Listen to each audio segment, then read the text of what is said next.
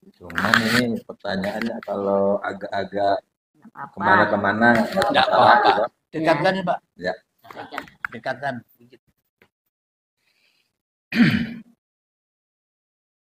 Bismillahirrahmanirrahim. Assalamualaikum warahmatullahi wabarakatuh. Waalaikumsalam. Saya perkenalkan diri saya, nama Abdul Manan, umur 71 tahun, tinggal di Medan. Dalam hal beragama, di tahun 87, saya bingung. Kenapa? Sebut aja kalau ini minta maaf kalau salah. Ketika itu ada paham tua dan paham muda. Dan ada paham lainnya. Ketika itu saya berpikir, agama yang benar itu adalah satu, yang diturunkan atau yang dibawa oleh Nabi Muhammad. Tentunya agama ini tidak harus berbeda-beda. Dalam arti, saya bertanya dalam hati, saya tanya bersendiri aja, yang mana yang benar sebenarnya. Jadi itu seminggu kemudian setelah saya bertanya, adalah Taman mengajak saya untuk datang berkunjung ke rumahnya, yang berbahasa datang ke rumah, nanti malam Sabtu datang. Ngapain saya bilang? Udah datang saja. Setelah saya datang di sana, ternyata di sana ada pengajian. Yang namanya pengajiannya, disitulah saya baru dengar berbahasa Awaluddin Ma'rifatullah. Awal beragama mengenal Allah. Setelah saya ikutin, alhamdulillah, dengan metode pengajiannya di situ, ya katakanlah saya bilang tadinya gurunya itu yang bukan mantan lah, orang pengajian yang dari pengajian tarekat Naksabandiyah. Ya, gitu ya.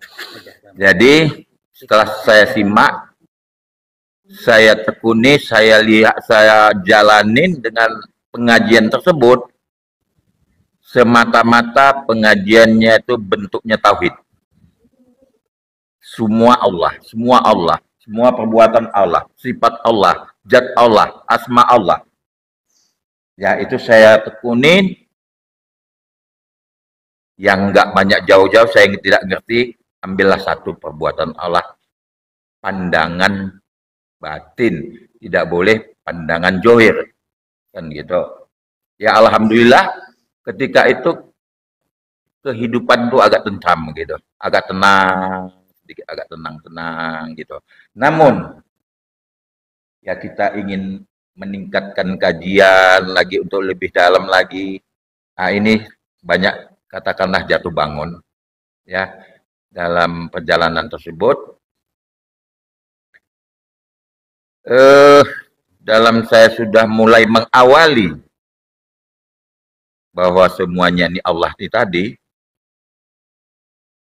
di sana saya rasakan dalam perjalanan ini, kalau boleh diceritakan boleh ya, boleh ya, silakan ya. Salah satu dengan waktu yang singkat itu terasa, ini nyata. Kalau boleh saya cerita di sini boleh ya sebagai ilmu. Dengan saya belajar nih tadi, saya dapat tugas ke Jakarta. Kemudian selama saya di Jakarta itu namanya orang baru belajar, kemarau, ngomong semangat aja. Semangat merasa kebenaran nih tadi. Jadi sampai singkat cerita tadi di Jakarta itu saya cerita begini aja, singkatnya saja. Kalau kita kecurian, jangan disesali. Ini mulut saya yang ngomong.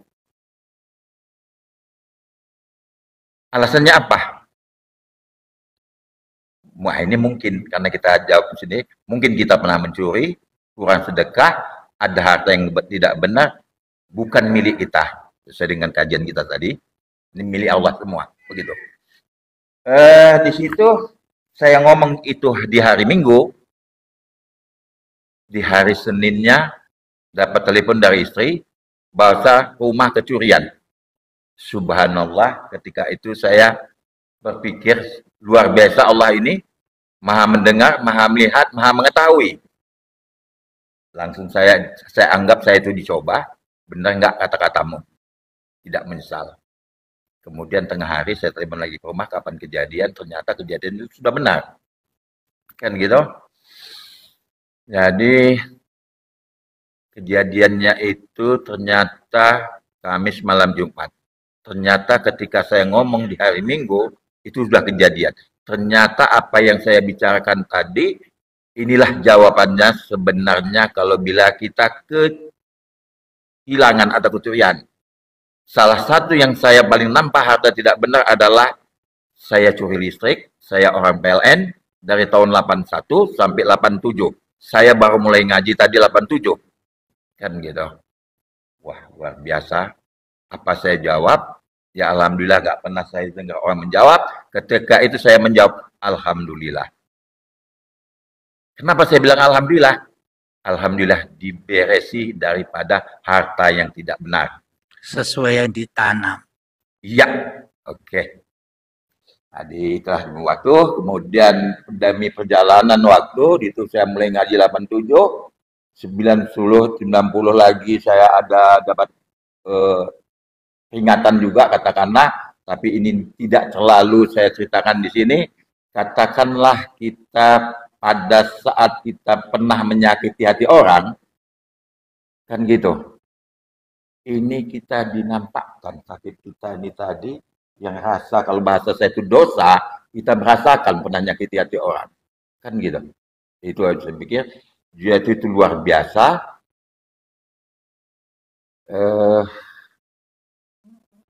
Intinya begini, kenapa dulu saya itu kok nggak merasa ya, berdosa gitu, seperti tadi harta nggak benar, menyakiti nggak merasa.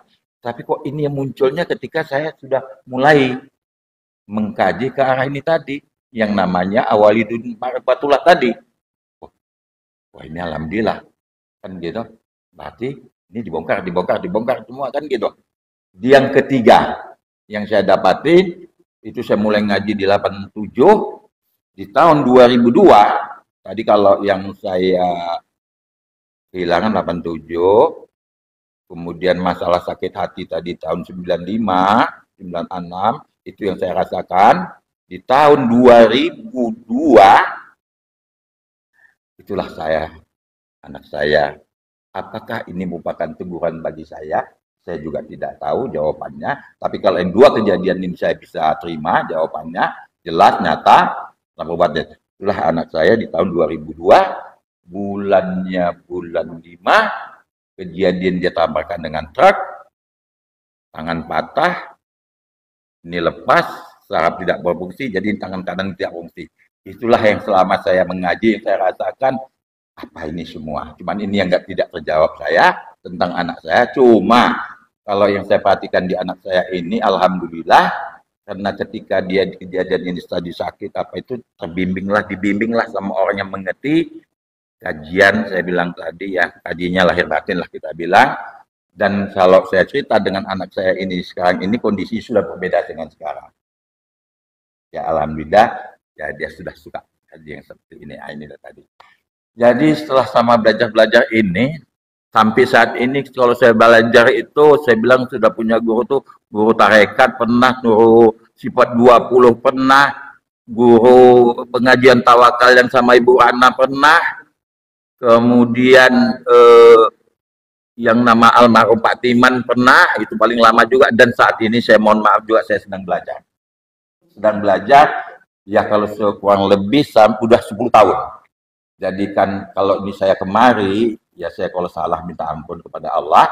Bukan saya mengabaikan guru, meninggalkan guru, tidak. Tidak menganggap guru saya yang lama ini dia gak duit, tidak rendah, enggak. Cuman saya mencari pemahaman yang lebih tinggi lagi, lebih pemahamannya, karena setelah saya mendengar yang nama YouTube Kang Alim tadi, melalui Bu Hana, wah ini mudah dipahami, mudah disukai, kan gitu. Jadi pertanyaan saya, bahasanya tadi selama ini kita namanya Tuhan gelap, artinya kita nggak tahu Tuhan, kan gitu. Pertanyaan saya sesuai dengan di WA saya sama saya kepingin yang namanya kalau itu bahasa kepingin pun tak boleh juga. Saya mau, bolehlah kalau berapa saya mau yang namanya terbuka, yang namanya mengenal Allah dengan sebenarnya. Sesuai dengan saya dapat kalimat awal awaludin ma'rifatullah. Kemudian saya serah dengan Kang Alim, kalau dapat izin dan ridho Allah, supaya saya dapat mengenal Allah dengan sebenarnya lagi, tidak ragu-ragu, tidak sangka-sangka, tidak ini, supaya dapat bahasanya enjoy. Nah, gitu Kang Alim. Terima kasih Kang Alim, mohon penjelasannya. Dan satu lagi saya lanjut lagi, karena dalam pembelajaran saya lihat di sini tadi, Kang Alim itu kalau mengenal Allah tuh harus ada baiat. Ya, harus ada baiat. Kalau memang itulah cara untuk sebenar-benar mengenal Allah, saya siap.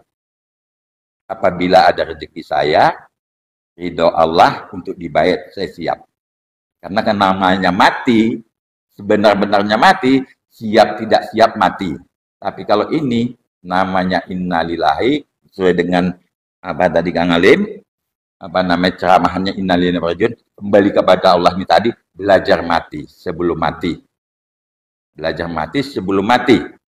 Ya insya Allah ini siap gitu. Ya, mati sebenarnya juga begitu.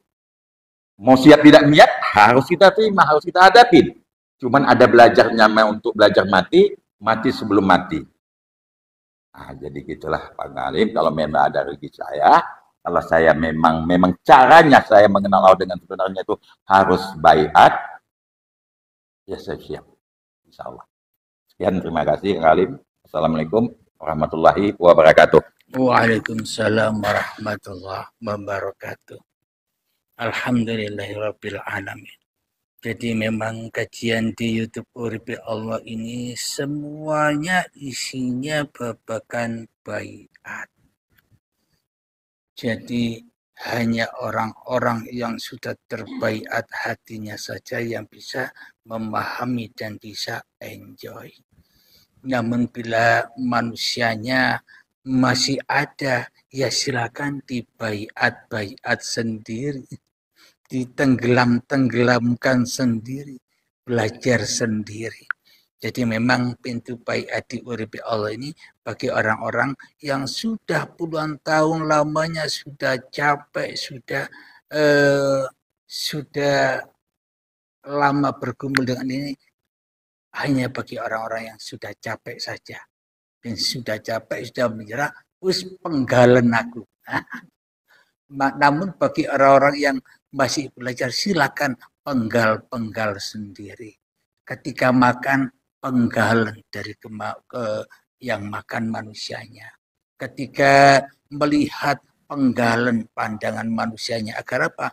Agar tersingkap pandangan Allah yang ada. Jadi belajar sendiri dulu. Nanti kalau sudah belajar sendiri, sudah capek, sudah putus asa, baru udah siap capek kali Kang Alim. Sudah dia udah capek kali sekarang, dari 87 sampai sekarang. Sudah putus asa berarti? Ya putus asa kali ya juga enggak. Ya, maknanya ingin secepat-cepatnya, ya kan? Ya, alhamdulillahirabbil alamin. Jadi memang di kajian Uripi Allah ini memaksa manusianya harus tak ada. Tergantung manusianya, mau enggak. Memang kadang komentarnya di bawah itu banyak caciannya, gila, sesat. Nah, kenapa? Karena manusianya masih belum mau bahwa manusianya itu dianggap tidak ada, mau manusianya. Allah saja yang tidak ada, aku ada. Berarti manusia lebih mulia daripada Tuhan. Tapi kita selama ini tidak sadar. Intinya baiat itu kan mentiadakan diri manusianya di hatinya. Intinya syahadat itu kan manusianya tidak boleh syahadat lagi. Wong tidak ada manusianya kok mau bersyahadat. Biar Allah yang bersyahadat pada kita. Kita mah enjoy saja. Ketika manusianya sudah terbaiat, maka tidak butuh sholat lagi. Tapi jangan salah paham, jangan tinggalkan sholat. Maknanya tidak butuh sholat lagi, karena sesuai ayatnya, inna sholati wa nusuki wa mahyaya wa mamati. Bahwa yang memperjalankan sholat itu tujuannya di segala apa yang kamu perbuat, disuruh meniati.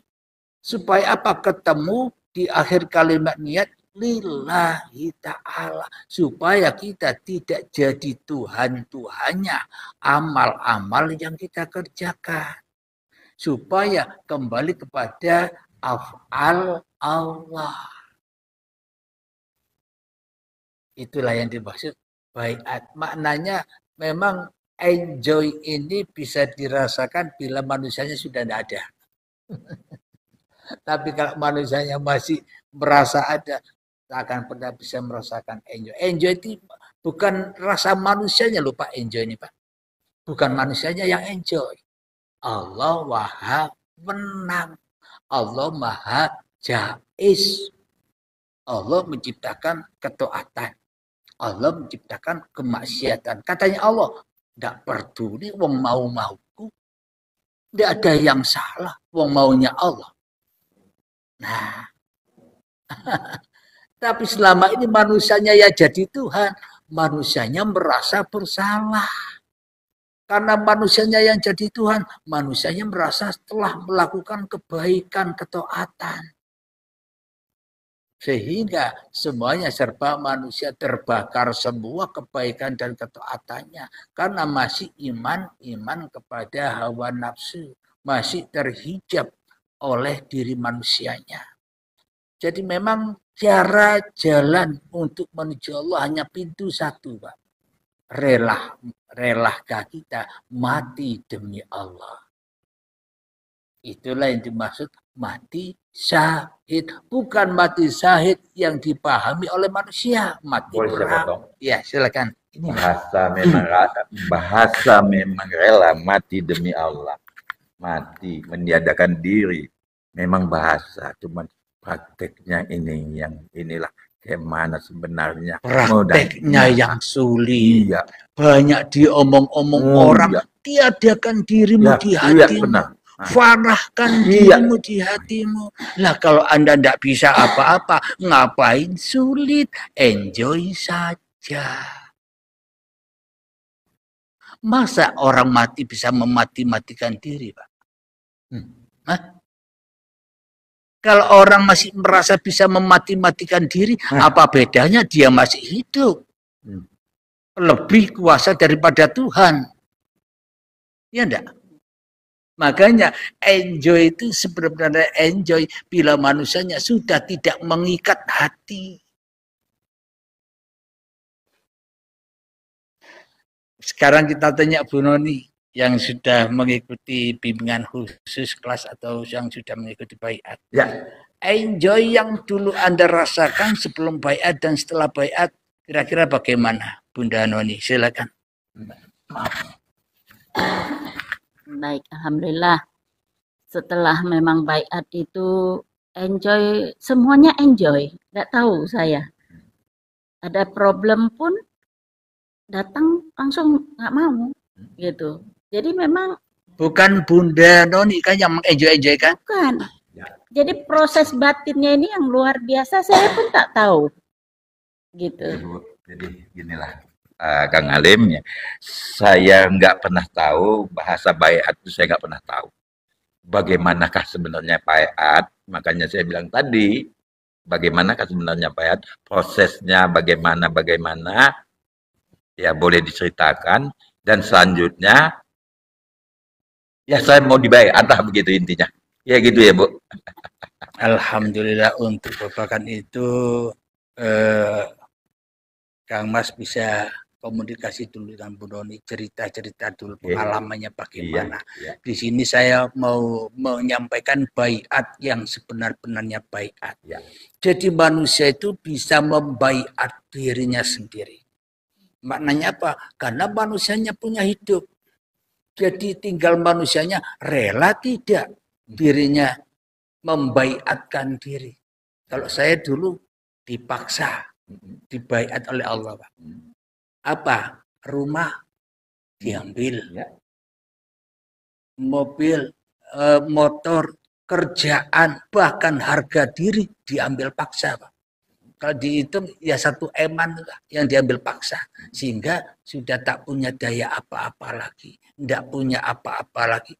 Ternyata ketika saya sudah tidak punya apa-apa, tidak menjaga apa-apa, tidak khawatir dengan apa-apa, itulah hakikat kaya. Hakikat enjoy. Tapi kalau kita masih merasa punya apa-apa, ya kita masih terjerat. Jadi intinya begini, manusia untuk dilepas hidup dan badannya berarti harus rela hartanya dilepas. Kalau mau hidup dan badannya dilepas, sementara hartanya masih dipegang, tidak mau dilepas, bagaimana mungkin saya bisa melepaskan hidup dan badan? Makanya adanya infak di baiat itu guna untuk pembuktian, benar-benar rela, tidak ridho, tidak dilepaskan, dibantu melepaskan. Kalau Anda bisa melepas sendiri, ya silakan, tidak ada paksaan di sini. Perlu bantuan. Nah, maka dari itu selama ini yang dipertuhan-tuhankan oleh manusia selamanya apa, Pak? Fulus, uang. Nah, relakah Tuhannya yang dipersembahkan, yang disembah selama ini ditumbangkan? Nah, ketika sudah rela dikorbankan Tuhan fulusnya, maka itulah tanda bahwa kita rela ridho menumbangkan hidup dan badan ini. Karena mumpung masih ingat bahwa mengorbankan fulus ini tadi, bahasa mengorbankan harta ini harus dalam proses pengorbanan langsung atau dalam arti gimana sebenarnya itu artinya? Kalau orang sufi-sufi zaman dahulu, meskipun ia raja, ditinggalkan kerajaannya. Istri-istrinya, selirnya ditinggalkan, anak-anaknya ditinggalkan, kendaraan-kendaraannya ditinggalkan, emas-emasnya ditinggalkan. Ia menyendiri, nyepi ke gua-gua. Tergantung Anda. Anda mau ikut yang itu apa yang mana? Kalau ikut yang itu kan gampang, tinggalkan semua sudah. Ya. Yang satu lagi. Nah, kan tujuannya mereka meninggalkan semua itu agar selalu dekat dengan Allah. Ke gunung-gunung, ke gua-gua, agar bisa hening, agar bisa esa dengan Tuhan. Tapi terkadang kita meninggalkan dunia jauh dari kita, tapi ketika kita belajar hening, yang diingat dunia yang kita tinggalkan, ya bodoh, why? Meninggalkannya cuma bohongan. Maknanya meninggalkan dunia itu dohir batin. Hatinya pun juga meninggalkan dunia. Bahkan hidup dan badan kita ini pun juga dunia. Untuk melepaskan itu, yang kita agung-agungkan selama ini harta, tahta, atau uang yang kita sebut sebagai Tuhan untuk bisa membeli apa-apa, kan tanpa uang kan tidak bisa. Seolah-olah uang itu segalanya, seolah-olah uang itu Tuhan bagi manusia. Ya itulah yang harus dirontokkan. Berani tidak merontokkan Tuhan yang itu. Berarti sama hanya ketika ada kebudayaan di dalam Islam, setiap Idul Adha nyembelih lembu, Pak. Nyembelih lembu itu apa maknanya? Nyembelih hawa nafsu. Cukup sekali, tidak berkali-kali. Bila berkali-kali berarti belum mati-mati lembunya. Tahun depan nyembelih lagi. Tahun depan nyembelih lagi. Kenapa? Apa maknanya? Karena berkorbannya masih pura-pura. Pura-pura bawa lembu. Lihat orang yang bawa kambing. Dalam hatinya, apa yang mau dinaikin? Kambing cuma satu orang tidak kuat. Mending aku lembu. bisa 7 orang. Ah, itulah hatinya orang yang sering berkorban lembu, karena lembunya di dalam hatinya tidak mati-mati, ya korban terus. Namun bagi orang yang sudah benar-benar berkorban, cukup 1 kali berkorban langsung Allahu Akbar, Allahu Akbar, Allahu Akbar. La ilaha illallah, wallahu akbar, Allahu akbar, walillahil hamd. Kalau manusianya sudah kembali kepada Allah, apalagi yang dikorbankan? Sudah suci bersih. Harta Anda yang tersisa sudah suci bersih. Sudah suci bersih dari apa? Dari kepemilikan Anda. Meskipun Anda kaya raya, tapi dalam hati Anda tak merasa punya harta itu. Sehingga Anda tidak tersiksa dengan harta-harta yang Anda punya. Ya enggak, Pak? Sehingga muncullah sifat dermawan, saling ngasih, suka bersedekah. Kenapa? Karena ini milik Allah untuk membahagiakan manusia. Sedangkan kebutuhan kita hanya apa? Rokok, ngopi, nyantai, itu aja. Tidak banyak kebutuhan kita. Sedangkan selama ini kita mencari dunia itu semuanya hanyalah harta haram. Kenapa? Karena kita yang merasa punya. Makanya disisihkan sedikit untuk disucikan agar yang lain pun juga suci. Suci dari kepemilikan kita. Bisa dipahami. Pak siapa namanya? Pak Abdul Manan. Pak Manan. Silakan. Jawaban saya apa bisa dipahami? Bisa dipahami. Ya, jadi begini Pak Ustadz, yang mau ditanya lagi. Selama saya belajar, ya kita di sana ceritanya dengan untuk belajar ini kita ada riadoh misalnya, zikir, sholat, ibadah-ibadah lah ya. Kemudian ya sudah diterangkan tadi, ya harus kita kembali ya, milik Allah ini tadi. Kemudian dalam hal belajar ini tadi, kita menemukan daripada bahasanya pencerahan, ala pencerahan ini tadi, kalimatnya kalau namanya zikir, bukan berkata-kata, ya zikir namanya ngingat, bukan ngomong-ngomong, bukan ngucap-ngucap kan gitu. Jadi yang nama zikir ingat. Bahasa selanjutnya dibikin begini, bagaimana kita mengingat kalau kita tidak pernah melihat, tidak bertemu, bingung lagi saya. Kan gitu yang selama ini taunya kita Allah tuh goib, kan gitu. Yang mana yang tidak goib sekarang ini? Kan gitu. Jadi kalimat ini tadi, ya gimana kita mau mengingat Allah? Sementara nggak tahu, nggak ketemu. Rupanya Allah bisa ditemu. Jadi pertanyaan kan gitu. Jadi kalau kita mengingat Allah itu, kalau ngucap bukan ingat, kalau namanya zikir itu kalau namanya berkata-kata bukan ngucap, bukan ingat kan namanya. Ingat ya harus melihat, ketemu kan gitu aja dia gitu. Jadi pernahlah saya dengan riadoh ini tadi selama saya belajar ini kepingin yang namanya Awaluddin Ma'rifatullah. Kan begitu? Saya pernah buatlah yang namanya zikir. La ilaha illallah dengan durasi yang sangat panjang di tengah malam. Ngomong sendiri ini. Enggak. Saya bingung, ini siapa yang ngomong bilang enggak itu dan apa maknanya? Sampai sekarang saya tidak terjawab. Itu pernah durasi yang cukup lama. La ilaha illallah, la ilaha illallah. Pokoknya gitu ya. Durasi cukup lama. Karena kita namanya tadi Awaluddin, kita nggak tahu nih bagaimana nih cerita Awaluddin. Bahasa tuh enak kan gitu ya. Oh, oke. Saya coba.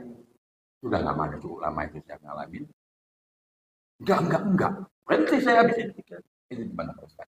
Mohon penjelasannya. Alhamdulillah. Sekarang saya tanya ke Bunda Noni dulu.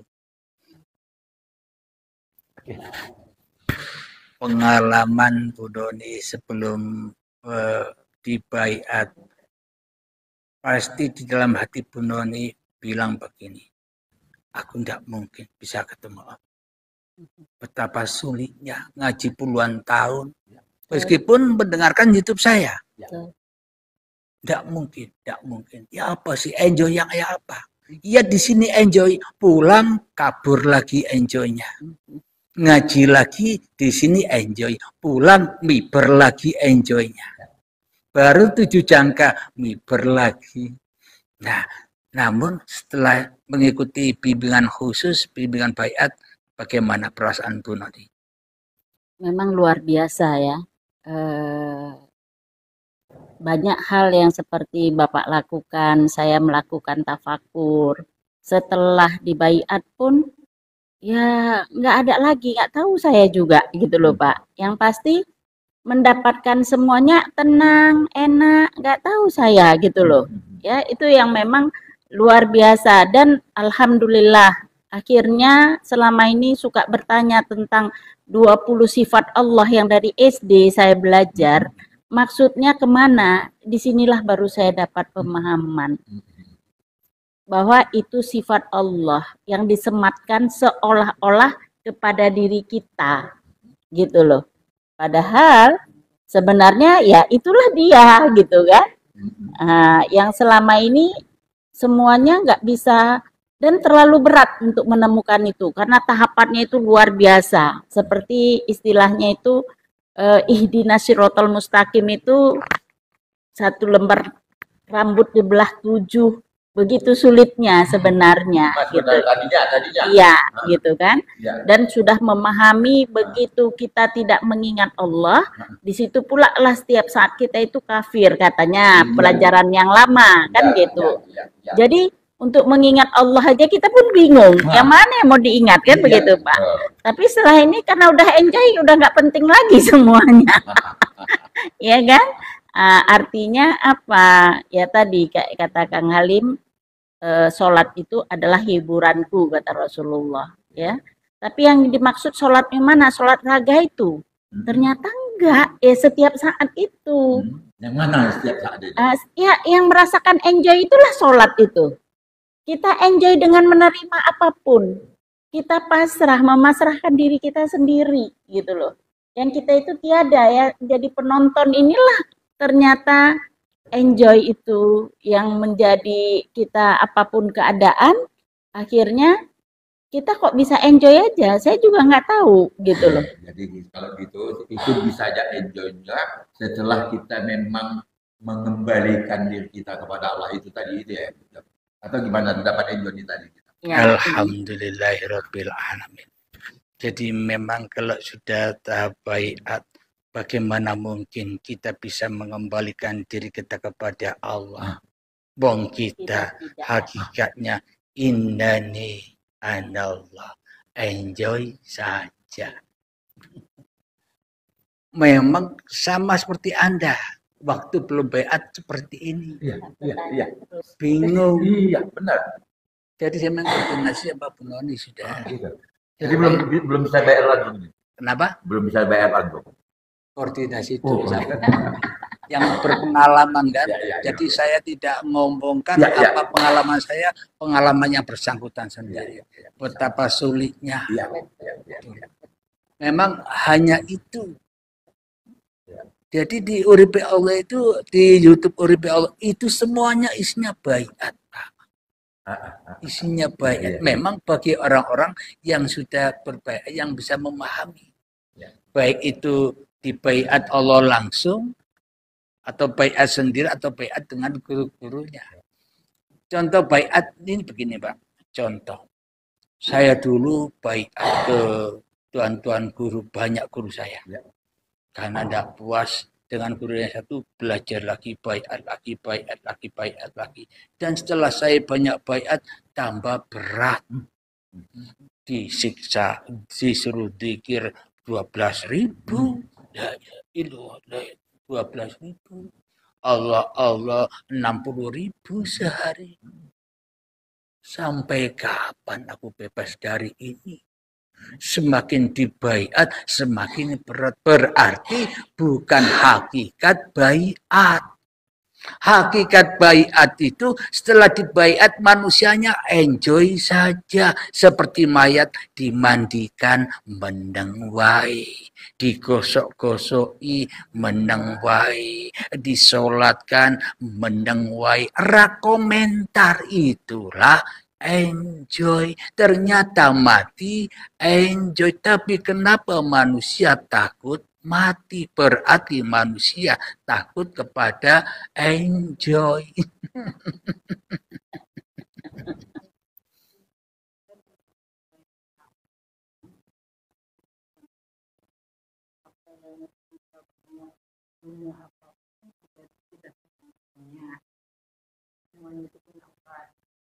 Memang dari Alaska pernah ada yang baiat langsung lewat video call dari Singapura, Brunei.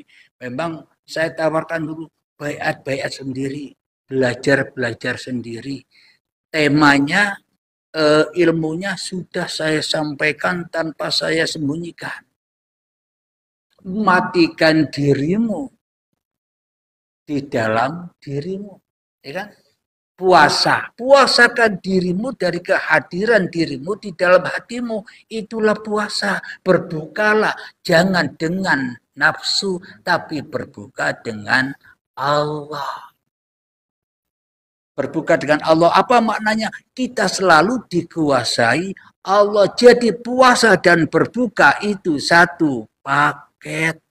Bukan dewe-dewe. Iya, silakan. Memahami ini kalimat ini tadi dalam hal puasa tadi dalam arti untuk memahami tadi puasa dan buka ya, buka lah ya, buka puasa. Jadi dalam arti hakikat puasa memuasakan diri, meniadakan diri, itu tuh maksudnya. Itu gimana bahasa puasa ini tadi? Tidak hadirkan diri kita di hati kita. Memang kalau belum dibaiat masih bingung. Loh, berarti aku yang harus mentiadakan diri. Masa mayat mentiadakan mayat? Masih bingung. Ya, makanya tadi makna puasa ini tadi bahasa manusia. Memuasakan ini tadi makna puasa kan gitu. Wah, ini tadi memang ini di sini yang memang tipis nih tadi. Ya memang harus pening dulu. Itulah yang dimaksud terbelalaknya manusia menghadapi syakaratul maut. Itulah detik-detik hari kiamat, ketakutan manusianya. Memang kalau belum mati manusianya masih takut. Coba ketika ada bencana, ketika orang itu belum mati, ketakutan, lari, ayo. Tapi kalau sudah menjadi korban dari bencana, enjoy saja di bawah air sana, enjoy saja. Wong sudah mati. Masih bingung, Pak? Ya. Pertanyaannya. Lagi. Saya yang mau bertanya. Wah, ini dia. Ya, silakan udah. Yang penting enjoy saja, jangan dipikir dalam-dalam sudah. Saya kan memang selama ini kayaknya memang saya pun hidup saya enjoy saja. Tapi dalam enjoy itu saya tidak memikirkan apa tadi baiat. Tapi dalam diri saya baiat itu sudah saya lakukan. Umpamanya begini, ada orang datang ke rumah, Bu, saya ada perlu gini, pinjam uang istilahnya berapa? Gitu. Kalau ada uang saya itu tidak pernah bilang nggak ada uang, ada, saya kasih. Tapi saya tidak maksudnya tidak mengharapkan itu kembali. Sudahlah kalau kembali syukur, kalau tidak kembali sudah bukan rezeki saya. Apakah itu termasuk baiat? Alhamdulillahirabbil alamin. Kalau Anda sudah meyakini itu baiat, ngapain bingung? Enjoy saja. Selama ini saya belum paham itu baiat. Apa berarti itu sudah melakukan baiat? Yang bisa meminjamkan itu masih manusianya. Iya, ya berarti kan masih manusia. Belum. Enggak, maksudnya kan yang meminjam kan memang manusia. Yang meminjam dan yang dipinjami manusia. Ya kan? Iya, berarti masih di alam kegelapan. Belum bisa enjoy yang sebenar-benarnya enjoy. Makna enjoy itu sudah manusianya sudah dikuasai Tuhan. Enjoy saja. menghadapi orang yang pernah pinjam hutang pada kita, dibayar ndak dibayar yo karepe wong bukan milik Anda. Tapi kebanyakan orang merasa memiliki, selalu ingin supaya hutangnya dibayar karena kita merasa memiliki. Tapi kita selama ini sakit terus hati, nagih ndak bayar-bayar, ya disiksa terus karena kita merasa memiliki, ya ndak Bunda? Tapi saya tidak gitu. Bunda ndak merasa memiliki. Enggak. Enjoy, ya kan? Ya, makanya saya bilang saya itu memang rasanya walaupun dipinjam, walaupun mau dibayar itu dibayar sudah saya pasrahkan. Ya, Karena yang saya tahu orang milik itu Allah. sudah terbaiat atau tidaknya manusia ndak tahu. Kok manusianya ndak ada? Yang tahu kan hanya Allah. Ya Bunda. Makanya akhirnya Allah yang ngurusi Bunda. Bunda ndak ngurusi sendiri. Sudah ndak bisa ngurusi awak dewe, ya Bunda. Ya, berarti semuanya itu terserah sama Allah. Nah, intinya berserah diri, itulah selamat, itulah Islam. Islam agama rahmatan lil alamin. Bapak, apa masih pening, Pak? Peningnya tidak cuman gimana ya? Ya berarti pertanyaannya, kondisinya ini dia tuh bangun dalam ya perjalanan. berarti pertanyaannya kurang tajam. Enggak. Pertanyaan kurang tajam. Tajamkan dikit, Pak. Jangan sungkan-sungkan. Yang mana nih dulu ya? Ya, pertanyaan yang mana ntar ya? Belum dapat lah. Belum. Kalau saya ada lagi yang mau saya tanya. Saya pernah dalam keadaan zikir dan saya tertidur, tiba-tiba kaki saya ini terasa macam berjalan. Ini berjalan gitu. Tapi saya minta tolong, saya tidak bisa. Maksudnya tidak ada dengar siapa gitu. Terus jalan, tapi dingin. Perasaan saya tuh kok dingin. Sampailah ke ujung kepala saya. Perasaan cuma saya, ya Allah, memang saya mau meninggal, saya pasrah. Sudah begitulah ini saya. Tapi tiba-tiba saya sadar. Itu apa itu? Alhamdulillahirabbil alamin. Disitulah ditunjukkan manusia, ditunjukkan Allah. Bila manusia itu sudah mengalami keputusasaan yang puncak, maka tiada jalan lain hanya pasrah. Anda tidak bisa mengendalikan diri Anda sendiri, kok jalan terus ini. Sampai di sini akhirnya, sudah pasrah, sudah. Lepas ya, kan? Ya. Makanya manusia itu harus dipaksa dilepas kemanusiaannya. Itu apa artinya? Artinya itulah jalan menuju Tuhan, harus dilepaskan, jangan dipegang-pegang. Maknanya kuasa Tuhan, jangan ikut-ikut jadi Tuhan. Berarti jangan ikut masak, menengok baik. Kenapa yang bisa masak siapa? Maknanya meskipun kita masak, tapi dalam hati kita, ini kuasa Allah, itulah kesaktian Tuhan yang tak pernah disaksikan oleh kita selama ini. Yang buat kopi siapa, Pak?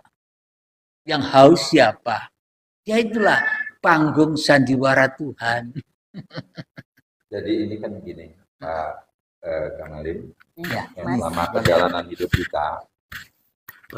hidup kita nih selama ini, ya sungguh pemahaman ini tadi, alhamdulillah saya dapatkan di sini di pencerahan Kang Alim ini tadi. Nah, agak walaupun tidak terbuka pun, tetapi mulai terbukalah makna perjalanan hidup ini tadi yang selama ini kita bingung, kita tidak tahu. Jadi nampaknya memang sangat berbalik, memang gitu. Tadi apa yang dibilang tadi? Sangat berbalik memangnya.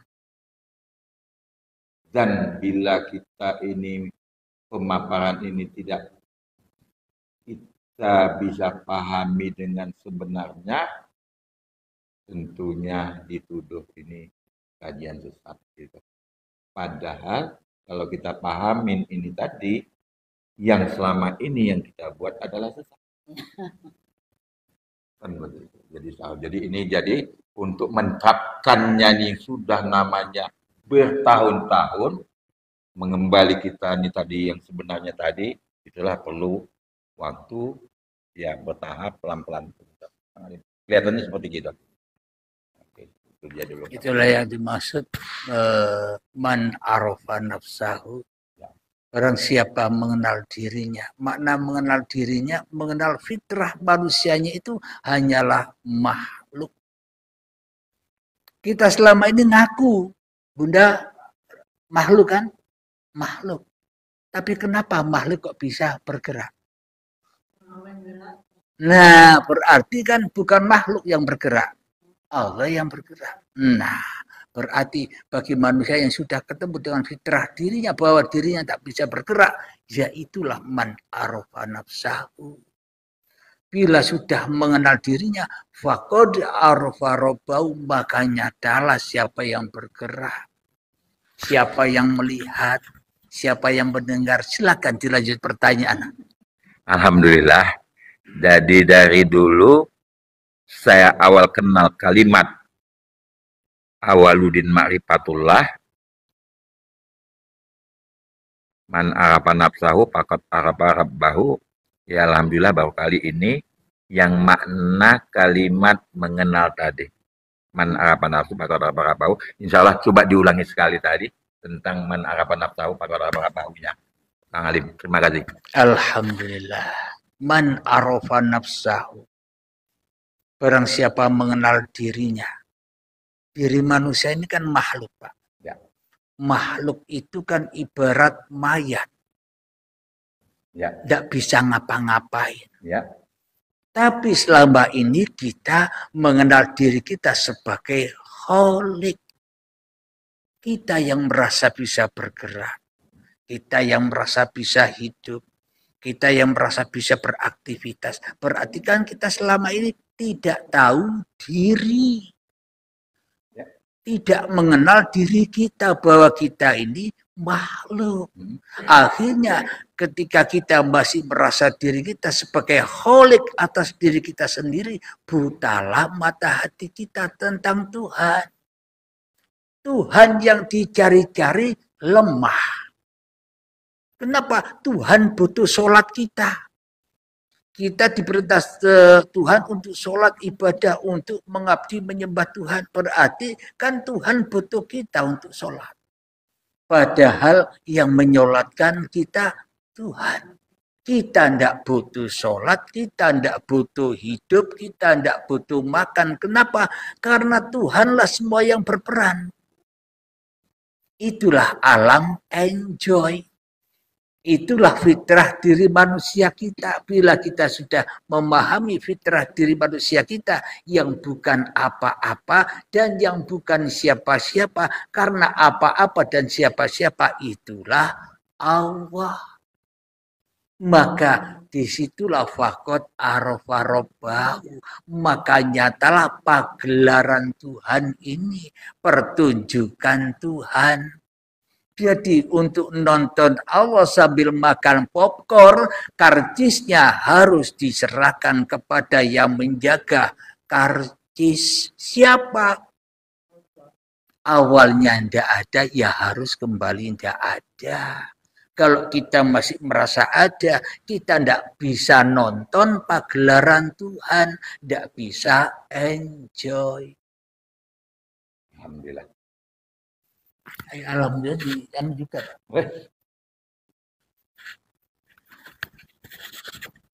Alhamdulillah setelah mendengar pemaparan dari Kang Alim, pahamlah saya walau belum sepenuhnya paham tentang makna man arafa nafsahu faqad arafa rabbahu yang selama ini bingung saya tentang kalimat itu untuk belajar yang namanya kenal diri, kenal Tuhan.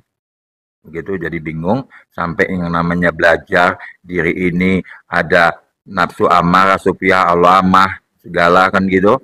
Ada jiwa, ada raga, ada roh kan gitu. Jadi dengan sesimpel-simpelnya pemaparan Kang Alim ini alhamdulillah terbukalah pemahaman saya.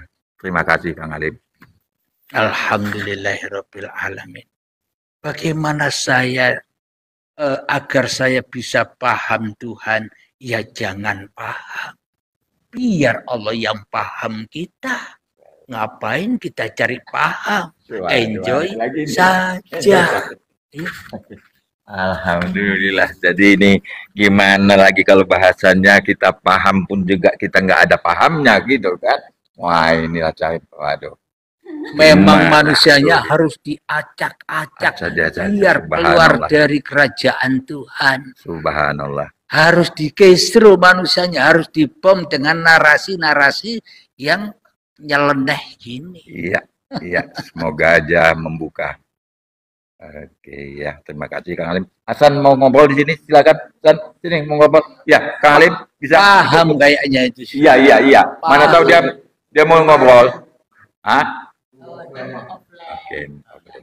Oh, ini Mbak masih online ya? Enggak apa-apa. Kalau gitu kita akhiri dulu kajian di YouTube Uripe Allah diskusi ini. Semoga ini bisa mengedukasi kita semua, khususnya untuk saya pribadi, untuk belajar bersama. Semoga kita selalu di dalam bimbingan Allah Subhanahu wa taala. Dan akhir kalam, assalamualaikum warahmatullahi wabarakatuh. Waalaikumsalam warahmatullahi wabarakatuh. Wah, kalau udah offline ini awak bisa lebih banyak lagi cerita ini. Nah, tadi saya gimana ya? Takut kesalahan nih kalau online ini tadi kan. Di banyak loh kan gitu kan.